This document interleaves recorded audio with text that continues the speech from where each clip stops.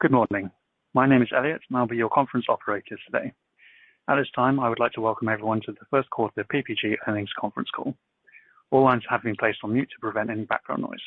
After the speaker's remarks, there will be a question and answer session.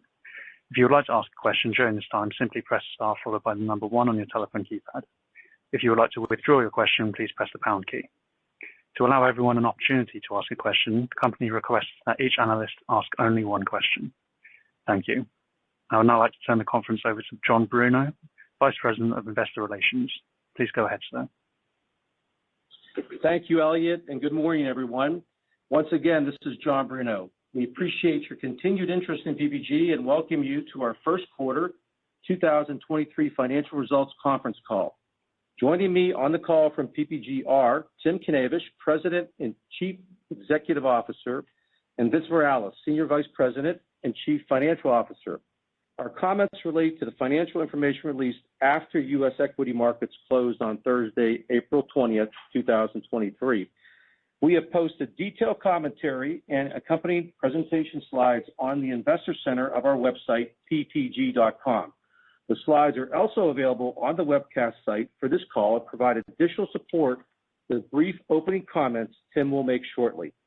Following management's perspective on the company's results for the quarter, we will move to a Q&A session.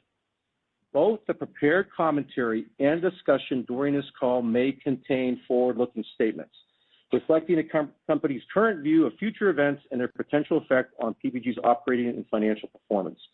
These statements involve uncertainties or risks which may cause actual results to differ. The company is under no obligation to provide subsequent updates to these forward-looking statements. This presentation also contains certain non-GAAP financial measures. The company has provided in the appendix of the presentation materials, which are available on our website, reconciliations of these non-GAAP financial measures to the most directly comparable GAAP financial measures. For additional information, please refer to PPG's filings with the SEC. Now, let me introduce PPG President and CEO, Tim Knavish. Thank you, John, and good morning, everyone. I'd like to welcome you to our first quarter 2023 earnings call. I will keep my comments brief, providing a few highlights on our first quarter financial performance and on our outlook. Our first quarter sales were a record $4.4 billion and were achieved despite the backdrop of macro challenges, including soft global industrial activity, elevated cost inflation, continued geopolitical issues, and weakening demand in U.S. construction-related end-use markets. We delivered adjusted earnings per diluted share from continuing operations of $1.82, which is 33% higher than the first quarter of 2022. Our operating segment margin recovery accelerated, improving 380 basis points compared to the first quarter of 2022, as we work back toward our historical profile. The first quarter was aided by incremental 2023 selling price increases in the Performance Coatings reporting segment and in total company-wide. We have now fully offset all cumulative cost inflation incurred since early 2021. As I highlight some of the key drivers that drove the strong first quarter performance, an overriding theme is around the benefits we are deriving from our diverse portfolio. For example, PPG has the largest and most diversified aerospace business in the coatings industry. We're well positioned to serve our customers in the aerospace aftermarket, and our backlogs expanded once again this quarter following the reopening in China as customers need to replenish their stock of PPG's technologically advantaged products, including sealants and transparencies. We expect this business to continue to grow for the remainder of 2023 and beyond. Also, PPG has the largest architectural coatings business in Mexico, where current economic conditions remain robust and among the best in the world.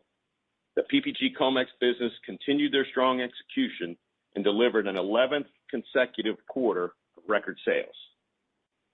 We are laser focused on driving organic growth. During the quarter, we benefited from several customer wins that included becoming the primary paint supplier at Walmart's 3,800 locations that carry paint products. The expansion of our well-recognized Glidden DIY brand at Walmart and in our independent dealer channel will support further growth opportunities.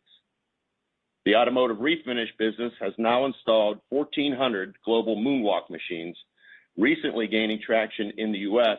with additional rollouts planned globally. About a third of these installations are new body shop wins. While overall demand conditions in Europe remain difficult, our leading position in automotive OEM in the region allowed us to support our customers during a sharp rise in automotive builds in the region, albeit off a historically low base. Our OEM sales volumes in the region were up mid-teen percentage for the quarter, and we expect additional growth throughout 2023. The first quarter is typically a negative cash generation quarter due to our business seasonality. However, our strong earnings contributed to us generating positive operating cash flow in the first quarter for the first time in 7 years, as our operating cash generated was about $400 million higher than the first quarter of 2022. Our financial results were better than our preliminary first quarter update on April 3rd. This was mostly attributable to stronger sales at the end of the month, a richer sales mix, and lower costs than we predicted. A quick update to our very important ESG initiatives. We are prioritizing and delivering sustainably advantaged products and services to our customers and view this as a key lever for organic growth. Last year, we increased our sales from sustainably advantaged products to 39% of our total sales and continued to better define our product sustainability priorities to enable the sustainability ambitions of our customers. We look forward to sharing our new 2030 targets once our emissions reduction goals are validated by the Science Based Targets Initiative. We will also be launching our 2022 ESG report in late May, which will include our progress against current environmental goals, as well as our previously communicated diversity, equity, and inclusion targets. Moving to our outlook, it is evident that challenges remain to the demand environment, and in some cases, such as U.S. housing and construction, they're weakening. Despite these anticipated headwinds, we remain confident that our margin recovery momentum will continue. We are executing against a shopping list of opportunities, which we expect to contribute to strong year-over-year earnings growth in the second quarter and for the rest of 2023. This includes supporting our aerospace customers as they fulfill their strong order books, and we expect a second straight quarter of more than 10% sales volume growth year-over-year in this business. Also, as availability of raw materials returns to pre-pandemic levels, we expect our earnings to start benefiting from moderate deflation from recent historic inflation highs. As a reminder, aggregate raw material inflation since early 2021 remains at historically high levels. Additionally, our manufacturing is beginning to improve from multi-year production disruptions, and we expect this will generate efficiencies that will provide another earnings growth lever in the coming quarters. With respect to Europe, we are seeing coatings demand stabilize, albeit at lower levels, which will enable further year-over-year earnings growth, aided by the actioning against our restructuring program. PPG has leading architectural coatings positions in several countries in Europe. Once the economy begins to improve, this will provide an additional earnings growth lever. I'm also pleased with the growth prospects for our auto refinish, protective coatings, and traffic solutions businesses. These end-use markets have proven to be more demand resilient than in prior economic downturns, and a couple of these are positioned for further growth to support infrastructure investment in the United States. In China, we expect moderate and continuous sequential quarterly improvement in domestic demand as the year progresses. This will be more evident on a year-over-year basis given the pandemic-related restrictions in China last year during the second and fourth quarters. In summary, for the past few quarters, we have been conveying our strong conviction that various earnings growth catalysts would be activated. I am pleased that we have reached this inflection point and continue to have strong conviction as reflected in our full-year earnings guidance that year-over-year earnings growth will continue in 2023. In addition, in this challenging macroeconomic period, you can also count on PPG's legacy of being highly focused on controlling the controllables, including managing our entire cost structure and optimizing our working capital. As I've begun my new role as CEO, I've challenged our team to focus on our advantages, prioritizing investments that will differentiate us and move the needle for our customers and our business. This includes advancing our digital capabilities throughout our businesses to improve our customers' productivity and further enhance our internal efficiencies. Our team is committed to accelerating earnings growth while preserving the strengths of PPG's legacy. Thank you for your continued confidence in PPG. This concludes our prepared remarks. And Elliot, would you please open the line for questions? At this time, I would like to remind everyone, in order to ask a question, please press star, then the number 1 on your telephone keypad. We'll pause for just a moment to compile the Q&A roster. Our first question today comes from Duffy Fischer from Goldman Sachs. Your line is open. Yeah, good morning, guys, and congrats on a nice quarter. My question is mostly around the sequential EPS and how that relates to history. So if you stripped out 2020 and 2021 and looked at the 6 years before that and last year, Q1 to Q2 has averaged up about 48 cents, with all of those years being above 40 cents. And at the midpoint of your guide, you're only up 28 cents this year. So how do you match those two? And then similar question for first half versus second half. If you just use the midpoints of your guide, your second half is down 80 cents versus the first half. But in those same 7 years, if you look historically, it's averaged down about 30. So, could be conservatism, could be something different in the seasonality, maybe something around the loading of Walmart. But can you just kind of walk through why we should expect a lower or why we shouldn't expect kind of the higher number of history to prevail? Hey, sure, Duffy. Good to hear from you. First of all, let me give a few high-level comments. I'll let Vince fill in the gaps. On the Q1 to Q2 step-up, we definitely had some one-timers in Q1, notably the Walmart load-in. We had some insurance settlements related to past storms. We have a promotion for Comex Easter sales every year. More of those sales were pulled into Q1 than normal. And that's the big piece of the Q1 to Q2, and I'm sure Vince can give you more details. As for the rest of the year, we are cautious on volume for a number of reasons. Slower China opening of manufacturing. We're cautious on U.S. housing for the second half of the year. We're cautious on global industrial. So those are some of the few high levels. And Vince, you want to add a few details?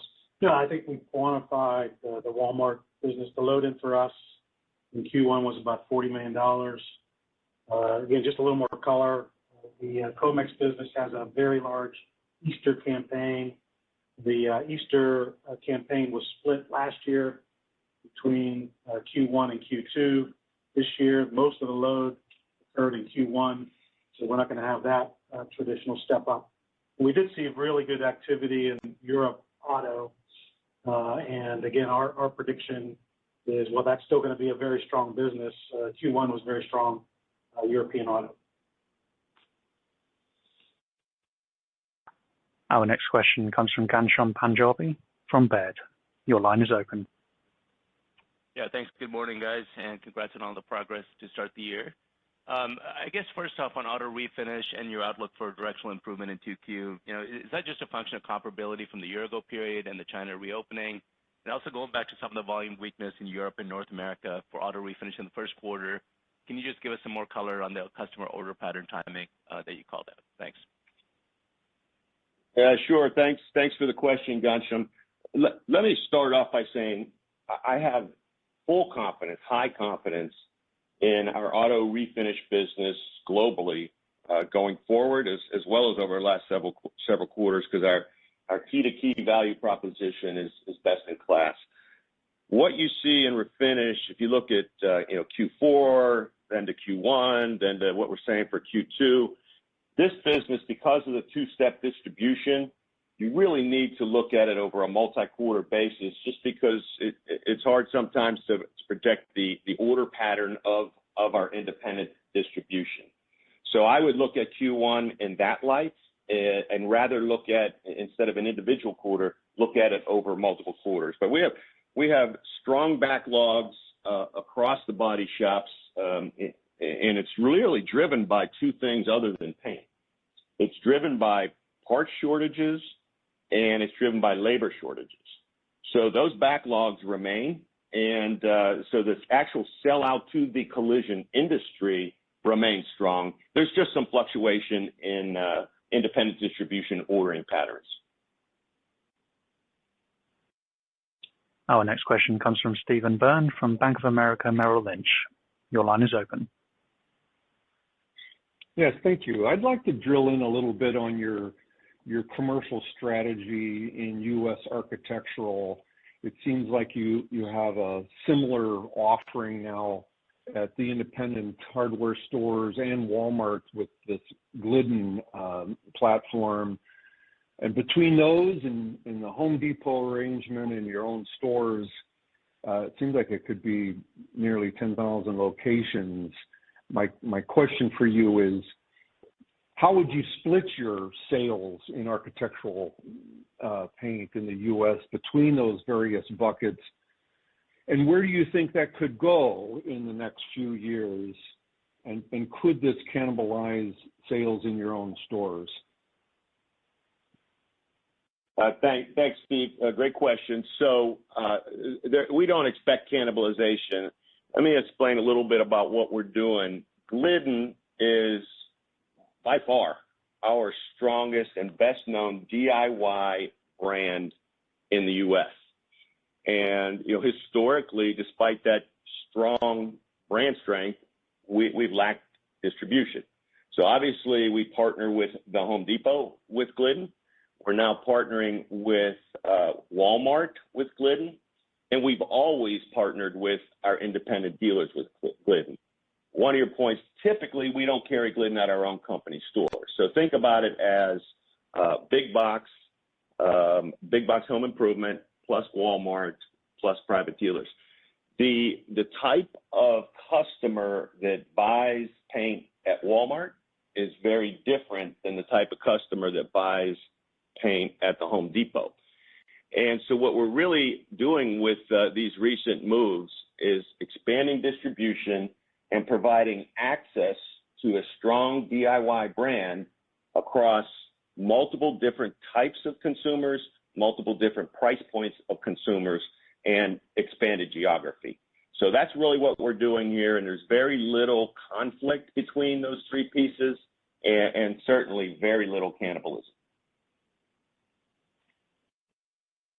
Our next question comes from John McNulty from BMO. Your line is open. Yeah, thanks for taking my question. Excuse me, Tim. Your first quarter margins, I don't think we've seen them this high other than maybe twice in the last 15 years, and that's even with adding Traffic Solutions, which I think we should be dragging it down in 1Q. So I guess, one, where can we see margins go this year for PPG? And then what are some of the big factors? Is it all price versus raws? How should we think about mix, some of the efficiency measures you were speaking to? I guess, can you help us to frame that a bit? Well, we're on as you've heard me say, John, we are on a margin recovery journey. And as happy as we are with the 380 basis point improvement, we're pleased with that progress, but we are not satisfied with where we are. We are not back to historical levels. We've still got more work to do, and we're confident that we will continue to see improvement. This, frankly, is our second straight quarter of year-over-year margin improvement. We expect Q2 to be the third straight quarter of year-over-year margin improvement, but we've got more work to do here, and it's both on the value capture side, getting paid for the products and services that we deliver. It's mix driven, and certainly we've begun to see some moderation on the cost side. Yeah, John, this is Vince. Just to give some more numeric guidance here. We're down still 150, 200 basis points versus our prior high water marks, which we hit several times in the past 10 years in the first quarter. So we have other levers. Tim mentioned one in the opening comments. We're still not back to where we want to be on manufacturing. Our volumes on a multi-year basis are still down. And again, cost control, which is a legacy here, we feel we could do better. So we still have multiple levers to get back to prior high water marks, and then eventually hoping to exceed those. Our next question comes from Christopher Parkinson from Mizuho. Your line is open. Great. Thank you so much. Can you just offer a little bit more color about what's embedded in both your aerospace and refinish guidance levels, just how you're thinking about for the year? Does aerospace, include, Boeing's further build rates, 737 MAX in China, wide body, some color on that? And then on the refinish side, just any color about how you think the body shop world, specifically in the U.S., is still dealing with, labor constraints and so on and so forth. You had some pretty optimistic, or I'd say bullish, comments for the second quarter. It'd just be great to know what's underscoring that in particular versus 19 levels. Thank you so much. Sure. Thanks, Chris. So on the aero side, you mentioned a number of things there, and the answer would be yes to all of them. We have a number of positive catalysts there. The China reopening, even though China international, China wide body is still well below 2019 levels. Domestic travel alone drives a lot of MRO activity for us, so that we expect to continue to grow. You mentioned one of our big OEM customers. You've seen their 2023 output so far is much better, so that certainly helps. We've got the backlog continues to grow on both OEM and aftermarket, particularly on the MRO side. On the transparency side. So we've got some catch up of that backlog built into our planning. And, the military segment remains very strong. So a lot of what we've got built in is the underlying demand strength, but also our ability to continue to increase our output, because right now, in many parts of our business in aerospace, we can sell whatever we can produce. On the refinish side, again, you have to take out these quarter-to-quarter fluctuations. Fundamentally, the collision business is still very strong. And so if the body shops are able to get more cars through because they're able to improve supply on parts, improve labor, we're in a much better supply situation because most of our supply dynamics are behind us. So we're really poised to capture whatever throughput increase they're able to achieve, which they're highly motivated to do because their backlogs are so strong. Just to put some numbers to the China, this is Vince, just to put some numbers to the China aerospace opportunity. International flights to and from China are down about 70% versus pre-pandemic. Still, domestic travel in China is down about 20% versus pre-pandemic. Obviously a big market for all the aerospace players. And again, for us, that's all opportunity in both OEM and our aftermarket business. Our next question comes from David Begleiter from Deutsche Bank. Your line is open. Thank you. Good morning. Tim, just some raw materials. What's embedded in your second half guidance in terms of declines year over year? And just on pricing, where are you still implementing price increases? Sure. Thanks, David. On raw materials, let's start with the high level statement is we expect to continue to see moderation as we move through the year. And what we actually realized in Q1 was essentially flat on a year-over-year basis. We expect Q2 to be about low single digits down on a year-over-year basis. And beyond that, we expect continued further moderation, but hard to quantify the scale of that at this point because there's still so many moving parts. but that's what I would say on the raw material side. On the pricing side, we did achieve more pricing in Q1. We were up 8% in total. About 70% of that is carryover. We were able to achieve some additional pricing in the quarter on an incremental basis, the vast majority of that being in the performance coating segment. So I think as we move forward on price, we'll start to comp higher increases as we move through the year from last year. So the increments will be smaller, but we are highly confident that for Q2, Q3, Q4, we will print positive price numbers. And just a reminder, we're still at a 40-year high inflation rates in our sector, even with this moderation. Our next question comes from Jeff Zekauskas from JP Morgan. Your line is open. Thanks very much. Two-part question.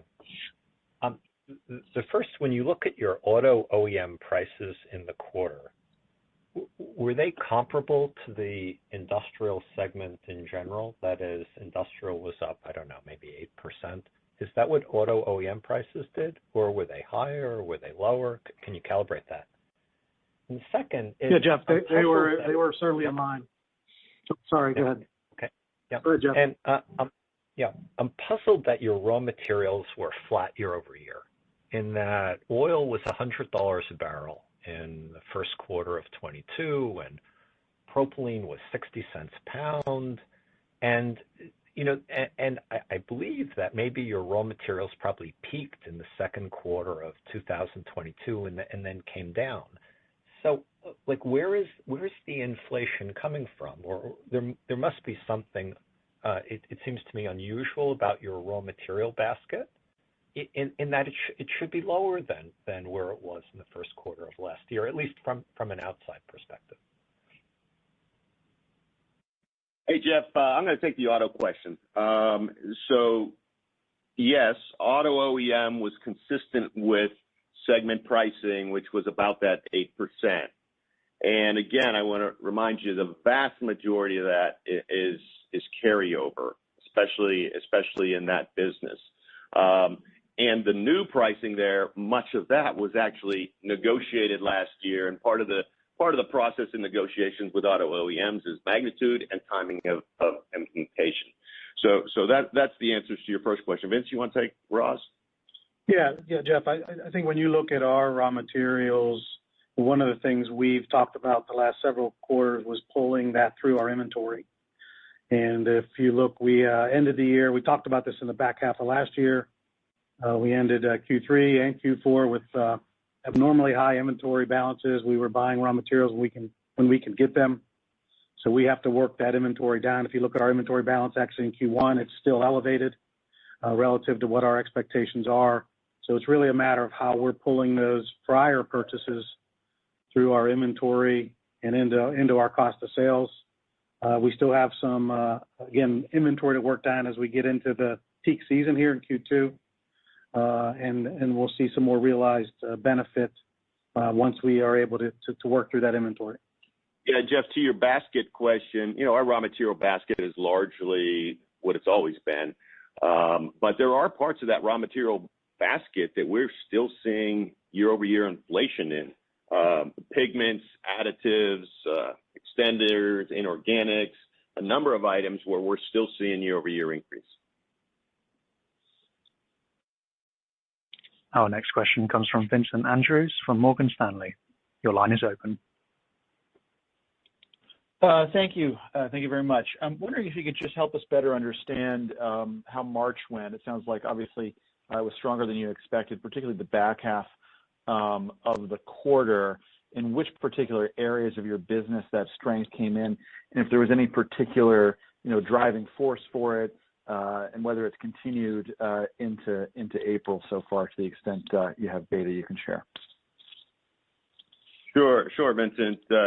The parts of our business that were very strong as we moved through March, I would say our aerospace business our auto business, particularly Europe auto. And as Vince alluded to earlier, our Comex business was stronger than we had expected as we saw more pull forward of the Easter campaign. And just a reminder, when we said this in January, March is typically 40-50% of the quarter in terms of the size of the quarter financially. So again, when we have a strong March, it's very helpful. Our next question comes from Josh Spector from UBS. Your line is open. Yeah, hi, thanks for taking my question. So I just want to poke on the guidance again for the year. So, if I think about some of the one-timers in 1Q, if I say they're maybe 20 cents in EPS, seasonally adjust first half, implies the year is kind of at the midpoint of your guidance for the year, about 7.10. No incremental benefit from raw materials. And with the areas where you talk about volume weakness, China, housing, industrial, maybe we're talking about 20-25% of your sales, but you're optimistic on auto OEM, refinish, aero, which more than offsets that. So, I mean, is it a fair take to look at this and say there's really minimal benefit of raw materials in the second half, minimal benefit of pricing, and you're just like pushing on where volumes are today? Or is that an entirely wrong way to look at it? Well, on our second half guide, first thing I'll say is it's still 10% EPS growth YOY in a extremely challenging environment, and so I just want to lead with that. And most of the concern for second half is more volume focused. We're continued slowdown in U.S. housing. We've got uncertainty on the general industrial side, and really uncertainty on the pace of recovery of industrial / manufacturing in China. So those are really the key drivers to the second half. Yeah, this is Vince. I'll just add again. It's still cloudy when we look at the economy. We do know that most countries are raising interest rates. There's typically a delay between interest rate increases and consumer effect. We're seeing that in different parts of our portfolio around the world.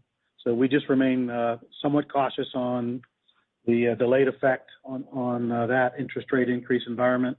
As Tim mentioned, I'll echo, we're not sure about the pace of recovery in China. We do feel it's going to be, our guide includes a moderate recovery, continuing, elongated recovery. That's beneficial from our perspective because we don't see that creating more commodity inflation, but the pace of that recovery is still uncertain at this time. Our next question comes from Alexei Yefremov from KeyCorp. Your line is open. Thanks, and good morning, everyone. In architectural in the U.S., can you share any data or sentiment from pro paint contractors? How's the backlog changing here? Yeah, backlogs have remained surprisingly robust despite everything you see in the news and despite what's happening in construction, driven by labor shortages primarily. So the backlogs remain strong, and for our pro business, the omni-channel of our pro business was up almost 10% for the quarter. So we are seeing continued good activity in the pro space in architectural United States. Our next question comes from Michael Sisson from Wells Fargo. Your line is open. Hey guys, nice start to the year. Tim, just curious, in terms of the second half with the 10% EPS growth, I apologize for missing this, but what do you expect for volumes? What's sort of the range of outcomes for the company? Is it down, flat, maybe even up on easy comps? Just curious. Thank you. Hey, Mike, this is John. I'll take that one. So, as Tim pointed, there's a few factors that we're considering in the volumes forecast that's in the guide. I would say that it's down slightly in our second half guidance, Mike, overall, based on all the feedback that Tim provided.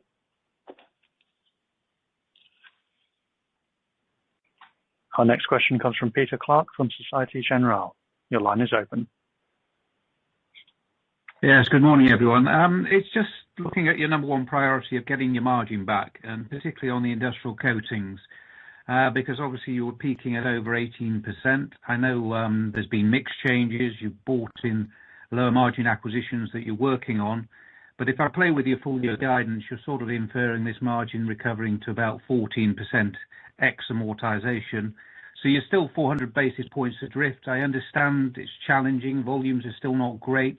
But is there anything structurally that stops you getting back to that sort of level in the next few years that you were achieving back in 16, 17 level? Thank you. Yeah, thanks for the question. There's nothing structurally preventing us from getting back to those levels. The big driver for us, I would say two things. Number one, volume. Volume is still down significantly from the time periods that you referenced. So just the leverage from that. And then the other one is operating efficiencies. All of the supply chain disruptions that we've had over the last couple years, our manufacturing costs have not been at benchmark. And you heard that we did see some improvement in that in Q1, and we're expecting further improvement as we move forward. So there's nothing structurally preventing us from getting back to peak margins in that segment. Our next question comes from Arun Viswanathan from RBC. Your line is open. Great. Thanks for taking my question. Just a couple questions around, margins. Looks like your margins were up at around the 13% level for EBIT in the first quarter. Do you see continued growth there? And what kind of volume growth would you expect to get that back into the mid-teens to high teens levels next? Well, we absolutely expect to see continued margin growth. Arun, as I mentioned earlier, we're confident that the next couple quarters will show continued year-over-year margin improvement. The volume question, we're as John mentioned, we're gonna have volume challenges likely, potentials for upside, but our base case is that it'll be a tougher volume second half. Yeah, Arun, this is Vince. If you look at some of the nearer term levers we have, the rich mix we benefited from in Q1, we expect to continue against some of our key technology businesses, aerospace, automotive. Tim mentioned about the strength of the Mexican economy. We have leading positions in Mexico in several of our businesses, including Comex. And as Tim mentioned, we're starting to see early signs of manufacturing optimization. We still have a long way to go there, but that's something internally we're managing. And as I mentioned earlier, we have laser focus on our costs, especially with the volume outlook and the concern around consumer spending that I talked about earlier. Our next question comes from Kevin McCarthy from VRP. Your line is open. Yes, good morning. A few questions on your auto OEM coatings business. What are you baking in for global builds in terms of your annual EPS guide? And would you also comment on any meaningful share shifts by region and how the EV penetration is playing out for PPG? Sure. Thanks, Kevin. Our base case on auto OEM for the year on builds is low single digits with potential for upside, depending what happens with a whole number of things around affordability in China. But our base case is low single digits. We have not seen a huge amount of share shift.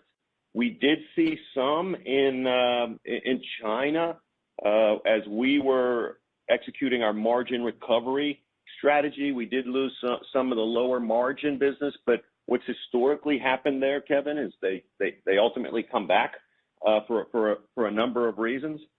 And the third part of your question was around EVs. And what I can say on EVs is we're extremely pleased with our progress there. We're winning on EVs where EVs are winning, which is China. So we're doing well with the number one China EV player, and they're doing well. If you look at builds now of EVs, they were up over 10% of global builds now are EVs. And in China, which is where we're having most of our success, over 20% now of all vehicles sold in China are EVs. So we like what we're seeing from a penetration standpoint, and we're pleased with our progress, but still a lot more to do there. Just to add, again, we came into the year with a low to mid-single digit projection on global builds for the year. Q1 was, for the industry, was 5%. So Q1 outperformed the initial projections for the industry. Our next question comes from Michael Leithead with Barclays. Your line is open. Great, thanks. Good morning, guys. Real briefly, just on North American architectural, there's obviously a few moving pieces with all the wins you flagged. So I guess high level, what do you assume or you think the industry is growing at this year versus what do you think PPG is going to be able to grow at? I think it's the reality is the industry in totality is going to be soft, be driven by what's happening on two fronts. Number one, housing, and number two, you still have some post-COVID hangover from the DIY side due to what everybody did painting their houses during that period. So industry-wide, that's what we're seeing.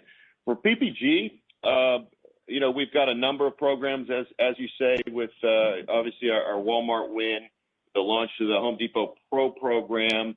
Our mix, we're not as big on new build as we are on construction and maintenance. So we're thinking about it a little bit better than the rest of the industry. But driven by housing and driven by DIY, we expect this overall to be a challenging year in architectural U.S. Yeah, and Mike, just another reminder here. Paint's typically the last part of the cycle. So as housing starts have come down the past several quarters, we're still working off those backlogs from a paint perspective. If you look at the mixture of housing starts, roughly 60% are single family. Those have come down already. I'm not sure if they bottomed yet or not. There's some positive signs that they at least flattened. If you look at multifamily is at still a very high record, and those will be delivered late this year, maybe early next year. And we do think there's an air pocket after that due to credit, liquidity, et cetera. Again, 60% single family, 40% multifamily. So we haven't seen the negative effects yet in multifamily. Our next question comes from Lawrence Alexander with Jefferies. Your line is open. Good morning. Could you just briefly flesh out your outlook for U.S. infrastructure, and particularly kind of your assumptions for the back half of the year, and the landscape for or the pipeline for potential bolt-on M&A, and particularly like how you're thinking about opportunities in the emerging markets? Yeah, sure, Lawrence. On the outlook for infrastructure, we're quite positive on that as the infrastructure spending is starting, and there's a lot more projects in the queue. And we have a number of portfolio positions that should help us there. Our protective coatings business, some of our industrial coatings business, and certainly our traffic solutions business. So we're positive on that ramping up as we move through not only this year, but into the future. Yeah, Lawrence, on the M&A environment, I'd still say it's somewhat active, not consistent. Historically, it's been more active. There's certainly some deals or some files that are percolating of the small kind of vintage. So there's still an issue if you're a buyer or seller coming up with a price based on the past 12 months financials. Again, we said many times we would expect a few deals to get done in our space each year, and that's our same expectation this year. Our next question comes from Laurent Favre from Exane BNP Paribas. Your line is open. Yes. Hi, good morning. Two very quick questions, please. The first one is on manufacturing. Can you size that opportunity for us? And is it just about China, where you still had COVID issues in the early part of Q1, or do you also see an opportunity in Europe and the U.S.? And the second question was just on marine and protective. Sounds like that was a big surprise for you in Q1. You thought it would be down, was up. I'm just wondering if you can share a few thoughts there. Thank you. Hi, Laurent. This is John. I'll start with the manufacturing one, and Tim will take the second part.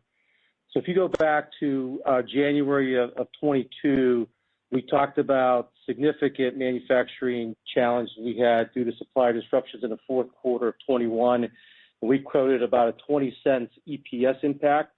That was the height of the impacts, and every quarter since we've had some type of negativity. Now, this quarter, the first quarter of 2023, we were close to being break even on a year-over-year basis, and we expect that to get better as we go forward. So the objective is for us to claw back all of the inefficiencies that we've had in the last 5 quarters.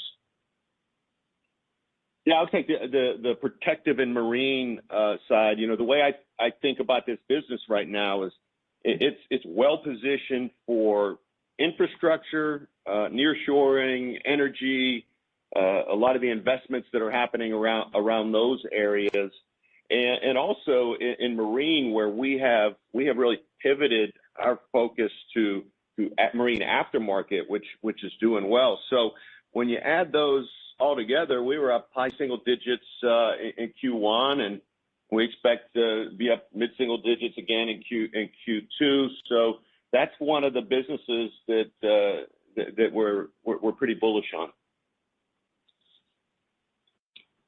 Our next question comes from Frank Mitsch from Fermium Research. Your line is open. Good morning, gentlemen. Congrats on the start to the year. Vince, you took a $144 million charge due to the pension benefit obligation. I'm curious as to what sort of future cost benefit might we expect from that action? And Tim, obviously very impressive progress on price, and your expectation is that you're going to have positive price for the balance of the year. But as we see deflation from record raws, any concerns on potential price give backs in any of your businesses? Thank you. Thanks, Frank. This is Vince. Yeah, just a reminder, we do have a step up in 2023, a non-cash step up as it relates to pension expense, fairly significant, $10 to $15 million a quarter. We did annuitize a portion of our pension plan. The benefit from that, from an expense perspective, is fairly minimal. It's about $1 million or $2 million a quarter, so nothing sizable relative to the step up we've had coming into the year. Yeah, and Frank, on price, so on protective, we expect very little, if any price give backs as we. I'm sorry, I said protective, I meant performance. On performance in total, we expect very little give back as we move through the year. On industrial, I'll remind about 30% of our industrial segment business, the pricing is based on index arrangements. So if there is raw material deflation, those indexes will kick in, but there's a delay of multiple quarters depending on the contract. So that's more of a 24 issue for us. And beyond that, more generally, I'd say we watch this very closely every day. And churn would be our primary indicator if there's something we need to act upon. Our competitors are facing the same basic cost structure and cost inputs that we are.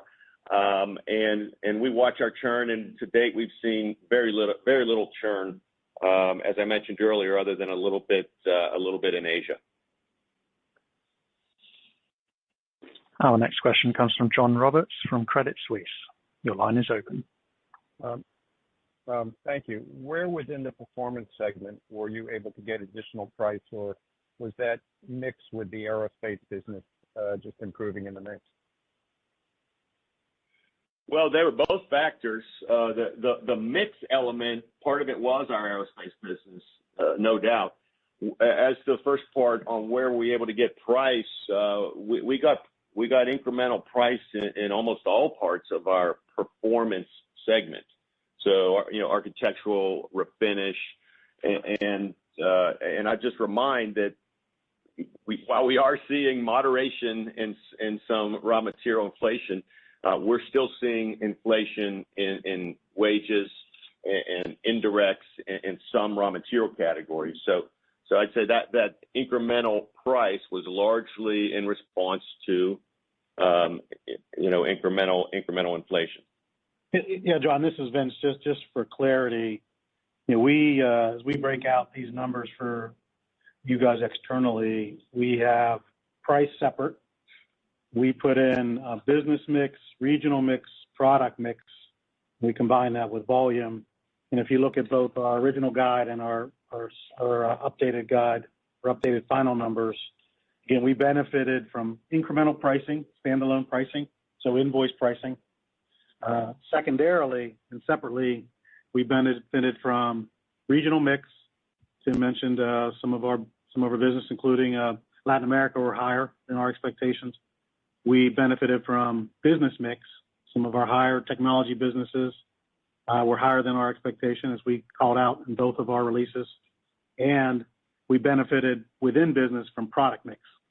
So we hit, I think, three big categories for us. Our final question today comes from Jaideep Pandya from On Field Research. Your line is open.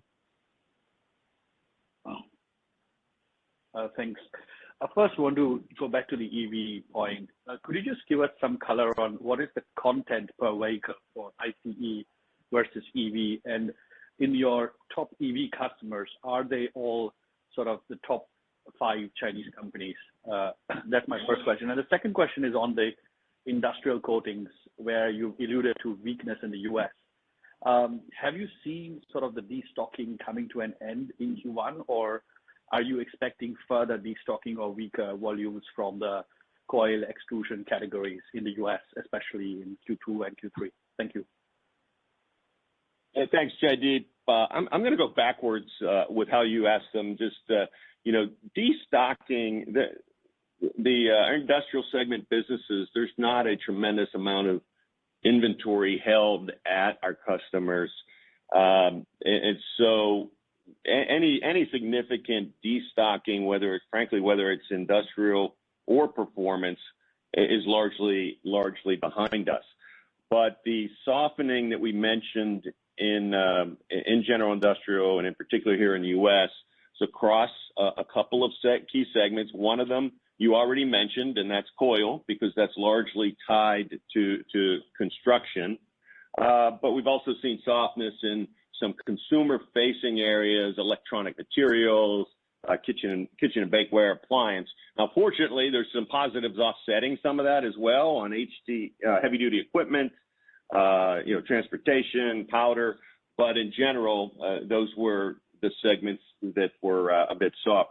On your EV question, so the content per vehicle, unfortunately, there's not a simple one-number answer to do that, because it depends upon the different technologies that are adopted by each of the OEMs. But what I will tell you is that the potential content per vehicle for functional and specialty protective coatings is significant, and in the same scale as the content per vehicle of conventional layering systems, which can range between $90 to $125 a vehicle. You had a question embedded in there about who are we working with, who are we successful with in China. Generally speaking, we're working with all of the OEMs, whether it's Chinese or non-Chinese, but we have had most of our commercial success thus far with the number one player in EVs in China. Yeah, Jaideep, this is Vince. I want to go back to your industrial question and maybe broaden it a little bit. If you think about PPG, 2022 was a difficult year. We had a significant exposure in Europe, where We saw the geopolitical items really affect our volumes. As everybody's fully aware, China had multiple months of shutdowns in 2022. And the U.S. was one of our most stable businesses, and Mexico and Latin America continued to